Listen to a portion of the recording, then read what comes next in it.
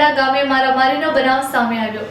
અમરેલી જિલ્લાના સાવરકુંડલા તાલુકાના સેલાણા ગામે રહેતા ફરિયાદી રવજીભાઈ શામજીભાઈ રાઠોડ અને તેમની પત્ની જયાબેન પોતાના ઘરે હાજર હતા ત્યારે ઘરની બહાર બોલાચાલીનો અવાજ સંભળાતા તેઓ બહાર દોડી આવ્યા હતા।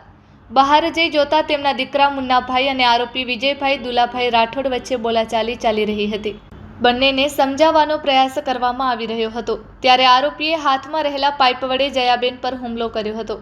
હુમલામાં જયાબેનને પડખાના ભાગે ઈજા પહોંચી હતી તેમજ માથાના જમણા ભાગે ઘા વાગતા 5 ટાંકા લેવા પડ્યા હોવાનું જાણવા મળ્યું છે। પત્નીને બચાવવા જતા ફરિયાદી રવજીભાઈ પર પણ હુમલો કરવામાં આવ્યો હતો। આરોપીએ પાઇપ વડે કપાળના ભાગે માર મારતા તેમને 3 ટાંકા આવ્યા હોવાનું સામે આવ્યું છે। બનાવ દરમિયાન આરોપી દુલાભાઈ પરમાર અને રિંકલબેન પરમાર પણ સ્થળ પર આવી પહોંચ્યા હતા।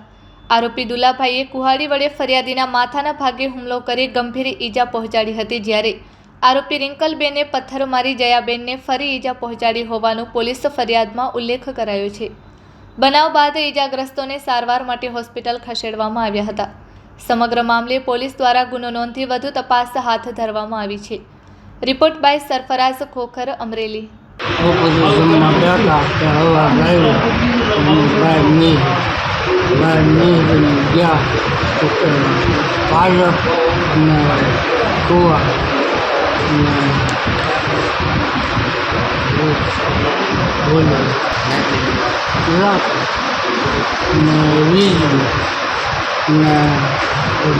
Dulu ring